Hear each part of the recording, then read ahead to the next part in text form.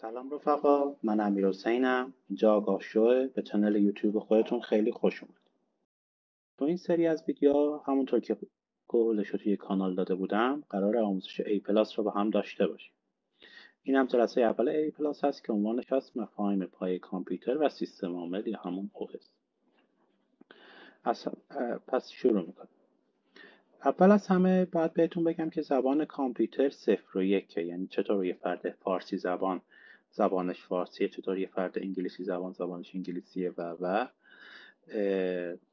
کامپیوتر هم زبان 0 و 1 یا باینریه یا دو دویه. زبان ماشین یعنی همون 0 و 1. مثالش هم این رشته باینری، به اینا میگن یک رشته، یعنی یک توالی از 0 و 1 ها. حالا میتونه اینجا 1 باشه، میتونه اینجا مثلا 0. من به عنوان مثال نوشتم. حالا مثلا تمامی برنامه هایی که توی کامپیوتر ما باشون کار میکنیم با 0 و 1 نگاشته شدن، یعنی با یک زبان برنامه نویسی نگاشته شدن. اون زبان مفسر و کامپایلر داشته. حالا من اینا رو بعدا واسهتون شرح میدم، مهم نیستش که الان نفهمیدید چی گفتم. با یک مفسر و یا کامپایلر تبدیل میکنه به زبان ماشین یا همون 0 و 1. مثالش هم برای برنامه کامپیوتری زیاده دیگه. کروم، تلگرام، بازی ها، فتوشاپ، اینا مثال هاش هستن. حالا کامپیوترها بر اساس نقشی که توی شبکه ایفا میکنن به دو نوع کلاینت و سرور تقسیم بندی میشن. حالا شبکه چیه؟ شبکه در واقع خودش تعریف داره که شبکه از شبکه هاست. به عنوان یه مبحث قابل فهم بهتون بگم، شبکه یعنی اتصال منطقی یا فیزیکی بین حداقل دو تا کامپیوتر رو میگن شبکه. اتصال منطقی یعنی چی؟ منطقی یعنی همون منطق 0 و 1 یا دو دویی یا باینری. فیزیکی هم یعنی با یک کابل شبکه یا یک سیم رابطی بتونن با هم اتصال داشته باشن. کلاینت در لغت به معنای مشتریه. کامپیوتریه که از منابع و خدمات ارائه شده توسط سرور استفاده میکنه یا به عنوان دیگر گیرنده خدمات هست. حالا کامپیوتر سرور چیه؟ سرور به معنای ارائه دهنده خدمات. کامپیوتری است همواره روشن و در دسترس که منابعی مانند فایل ها، پایگاه داده، وبسایت، چاپگر یا سایر سرویس ها را در اختیار سایر کامپیوترها یا کلاینت ها قرار. خب الان به عنوان مثال کامپیوتر من یک کامپیوتر کلاینت.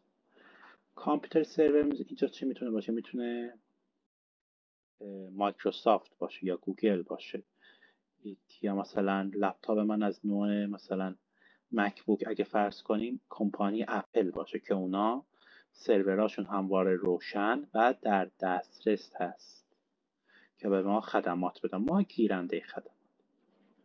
حالا میریم سراغ مبحث بعدی، سراغ مبحث اجزای یک کامپیوتر. کامپیوتر اجزایی داره. مهمتریناش سخت افزار و نرم افزار. سخت افزار مثل کیس، مثل مانیتور، مثل کیبورد که بهش میگن جسم کامپیوتر، میتونی فیزیکی تخریب پذیره. نرم افزار دو نوع داریم که جفتشون تخریب ناپذیرن از نوع فیزیکی و به عنوانی دیگر روح کامپیوتر هست.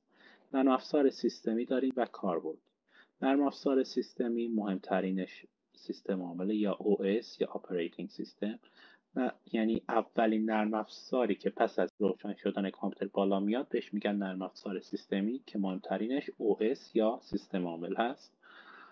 نرم افزار کاربردی داریم، نرم افزارهای آفیس، نرم افزارهای شرکت ادوبی مثل فتوشاپ یا ایلاستریتور یا این دیزاین.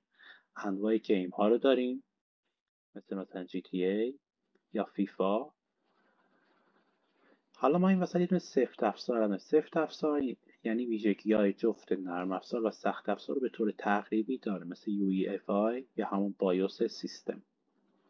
اوکی. حالا ما سیستم عامل رو گفتیم، یعنی اولین نرم افزاری که پس از روشن شدن کامپیوتر بتون بالا میاد رو گفتیم. حالا میریم سراغ انواعش. ما ویندوز رو داریم با لوگوش من گذاشتم که به چشتون آشنا باشه. لینوکس یه پنگوئن، اندروید یه آدمک سبز، معمولا مک او اس یا آی او اس که برای شرکت اپل هستن. مک او اس برای مک بوک هاست. iOS با آی کوچیک برای گوشی‌های آیفون. نرم افزار iOS با آی بزرگ، اینجا با آی کوچیک بود، اینجا با آی بزرگ، که مخفف اینترنت ورک آپریتینگ سیستم هست. یونیکس رو داریم، اینا دیگه کمتر استفاده میشن. فری بی اس دی رو داریم، سولاریس رو داریم و کروم او اس. اینم بهتون بگم که سیستم عامل ابر کامپیوترها یا سوپر کامپیوترها همشون لینوکسه. لینوکس هم که یه در واقع اونایی هستن که میخوان با شبکه کار کنن. خب بریم سراغ مبحث بعد. حالا سیستم عامل ها بر اساس نقششون تو شبکه، که شبکه رو واسهتون تعریف کردم، دو تا بخش دارن: کلاینت او اس و سرور او اس. کلاینت او اس طراحی شده برای کاربر نهایی یا اند یوزر. اند یوزر کیه؟ اند یوزر یعنی همون آخرین نفری که استفاده میکنه. حالا یکم ابهام داره، یعنی کسی که توسعه دهنده نیست، کسی کد نویسی نمیکنه، متخصص کد نیست، و یا صرفا یک کاربر ساده است، بهش میگن اند یوزر. سیستم عامل سرور چیه؟ یا سرور او اس سیستم عاملی که سیستم عاملی که برای ارائه خدمات و مدیریت منابع شبکه به کلاینت ها طراحی. مثلا مایکروسافت سرور او اس، یا نه ببخشید ویندوز او اس، اینا درست مثل همون مبحث بالاست دیگه، درست مثل دسته‌بندی کامپیوترها بر اساس نقششون تو شبکه، اینا سیستم عاملن، یعنی همونو میتونید برای این تعمیم بدید که من خدمتتون عرض کردم. این از جلسه اول دوستان، خیلی ممنونم که تا اینجا بنده رو تماشا کردیم. من یه نگاه کلی هم به جزء واسهتون داشته باشم. حالا اگه سوالی هم داشتید میتونید توی کامنت ها بپرسین، من پاسخگو خواهم بود. اینم که کل جزء در یک نگاه هست. پی دی اف و عکس پی ان دیش هم واسهتون توی کانال گذاشتم، کانال تلگرام یا آگاه شو، اونجا هم میتونید بنده رو دنبال کنید. خیلی ممنونم که تا اینجا نگاه های زیباتون رو تقدیم بنده کردین. دمتون گرم. تا ویدیوی بعد شما رو به خدای بزرگ میسپارم. خدا یار و نگهدارتون. بدرود دوستان.